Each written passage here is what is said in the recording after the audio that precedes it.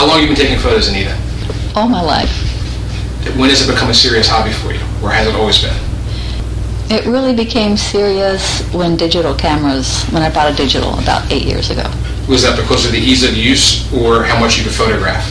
It was because I could see my photos shortly afterwards on the computer, and I could then make adjustments to it.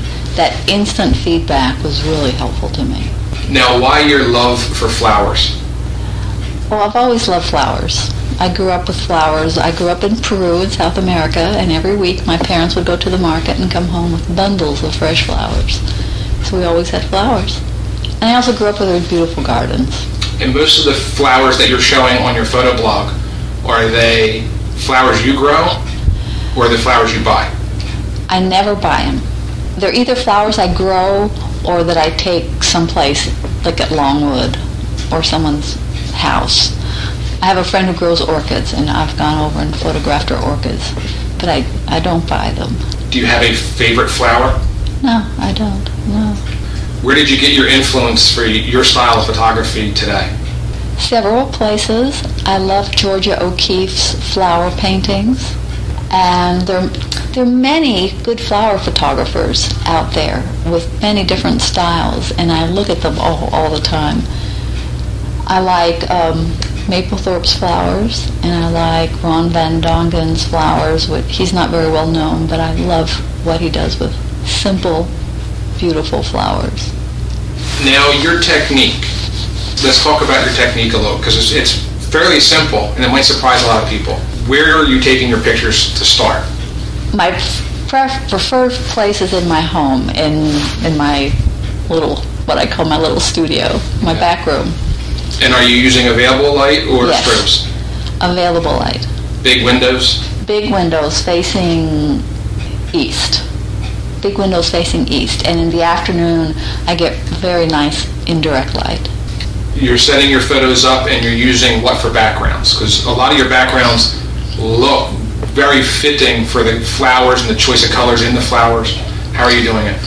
The main way I do it is I use a white background when I take the picture. And then in Photoshop, I will apply an overlay of a texture, a background that I like. That's just color and patterns, and then I blend it, usually using multiply mode. And Yes, I do.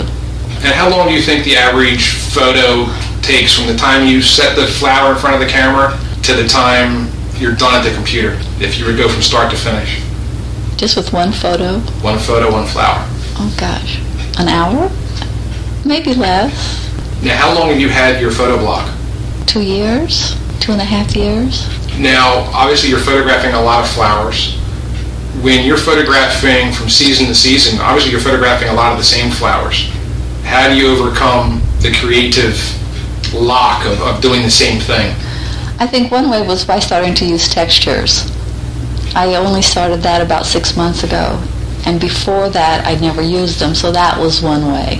And it changed the way I photograph. It changed doing more at home, doing more on white backgrounds.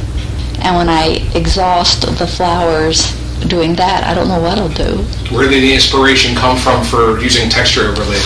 I've been thinking about that. I must have seen somebody's blog, and they sent me to Flickr layers for textures, or textures for layers. I guess it's textures for layers. And they had a little tutorial on how to do it. And that's all I needed. And now you're trying to photograph as many textures for yourself as you can? I am trying to. But I love using other people's textures. There are beautiful ones. I know you're a member of the Chester County Camera Club.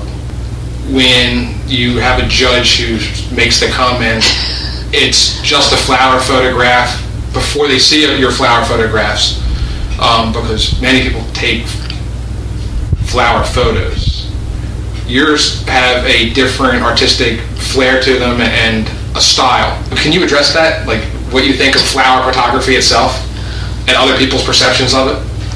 I don't understand why people have such a negative view about flower photography, because people don't take more pictures of flowers than they do of landscapes, and when we see a landscape we don't say, oh, just another landscape.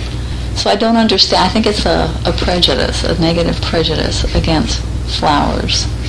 The new style that you have with your texture overlays and your very clean, simple compositions, did that come about consciously by trying to take a flower photograph that's above and beyond being, quote-unquote, just a flower photograph?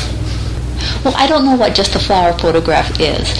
It came about because when I discovered macro photography, I got a cheap lens and I looked at a flower through that. I discovered how gorgeous they were. And that's all I'm trying to do. I'm trying to capture those curves, the textures, the colors, and share them. That's all I'm trying to do, is share what I see when I look through the macro lens. If there is somebody at home listening to this interview, what tips would you give them to move forward in their own flower photography so that they don't make maybe some of the same mistakes you did early on? I would say take a lot of pictures and share them on the internet and be open to feedback. I think I learned the most from having to post something every day or every other day. That's why I started my blog, so I would have to take photos and post it.